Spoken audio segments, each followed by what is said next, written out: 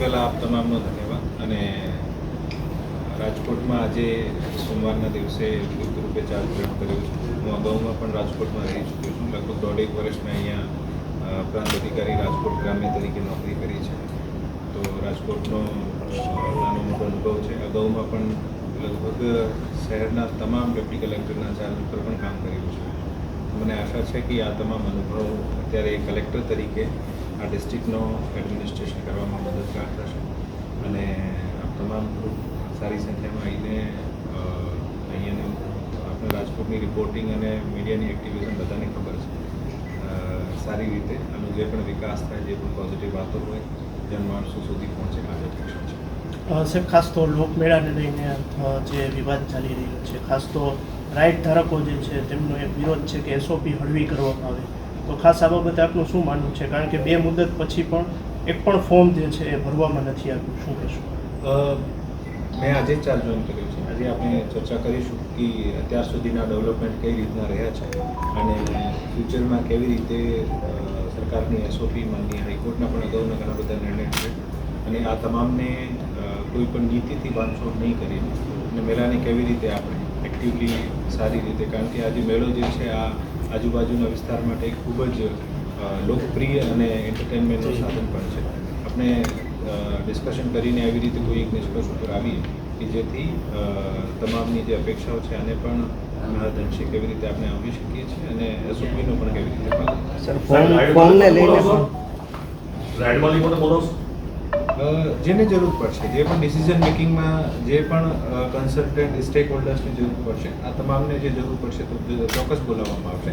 એક વખત અત્યારે ચર્ચા કરી લઈએ કે અત્યાર સુધીના ડેવલપમેન્ટ શું છે અને આપણે કેવી રીતે આમાં આગળ વધવાનું છે. પછી જે પણ યોગ્ય સ્ટેક હોલ્ડર્સ હશે અને સાથે ચર્ચા સર, ફોર્મ ભરવાની જે મુદત હતી એને વધારવામાં આવી છે, ફોર્મ પણ એટલા નથી ઉપાડ્યા, એટલે શું હવે તમારું એમાં? આજે હું આજ કહું છું, ફર્સ્ટ કામ આ છે કે અત્યારે લોકમેળામાં જેટલા પણ અત્યાર સુધીના ડેવલપમેન્ટ છે અને ધ્યાનમાં રાખીને કેવી રીતે આપણે આને ઝડપથી તમામ સારું સહકાર પણ મળે, જેટલા મેક્સિમમ શોપ્સનો અલોટમેન્ટ થાય અને મેક્સિમમ અમ્યુઝમેન્ટ એન્ટરટેનમેન્ટ એક્ટિવિટી થાય, માણસોને પણ એવી જ રીતે મેળામાં ઇન્ટરેસ્ટ રહે. આ તમામ પાસાઓને ધ્યાને રાખીને આ એક્ટિવિટી ઉપર ફરીથી મિટિંગ કરીને પછી એક નિર્ણય લેશું. સર, લોકમેળાને લઈને લોકોની આશાઓ ખાસ કરીને ટુરિઝમની દ્રષ્ટિએ અને સંસ્કૃતિની દ્રષ્ટિએ છે, તો આમાં કંઈ બાંધછોડ થશે કે કોઈ વચલો રસ્તો કાઢવાનો પ્રયાસ થશે?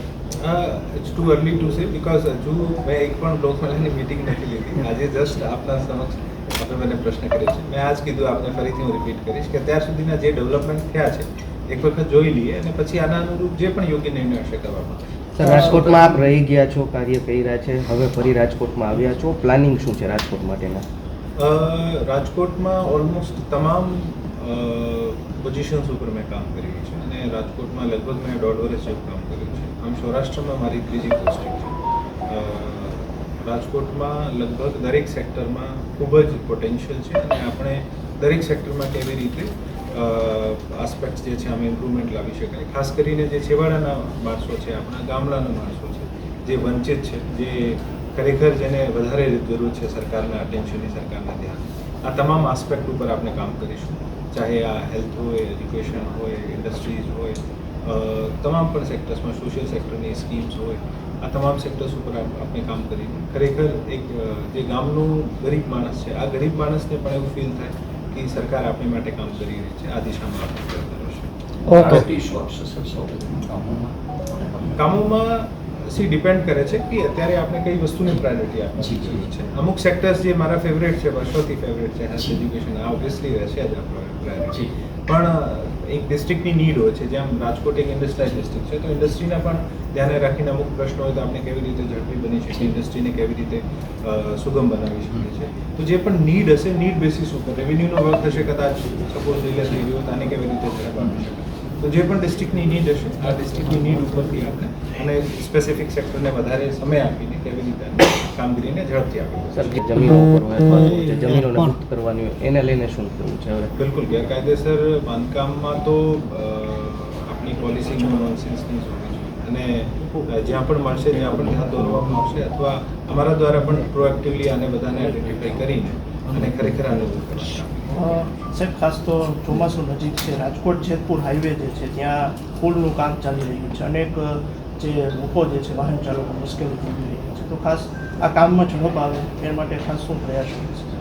આપણે નેશનલ હાઈવે ઓથોરિટી જે ડેવલપમેન્ટ કરી રહી છે એના સાથે પણ વાત કરીશું. અત્યારે હું આ જ હાઈવેથી આવ્યો છું ને હું પણ અગાઉમાં પણ જુનાગઢ જ પોસ્ટિંગ હતો, તો મને પર્સનલી પ્રેક્ટિકલ અનુભવ છે કે આ ટ્રાફિક જામના જે ઇસ્યુ થાય છે. પ્રયત્ન રહેશે કે નેશનલ હાઈવે સાથે વાત કરીને કેવી રીતે આપણે આને કામને ઝડપી લઈ શકાય, અને સાથે સાથે લોકલ પોલીસને સાથે પણ વાત કરીને ત્યાં ટ્રાફિકના ઇસ્યુ નહીં થયો ને ટ્રાફિક સુગમતાથી સાફ થતો રહે આને માટે પણ પ્રયત્ન કરવામાં આવશે.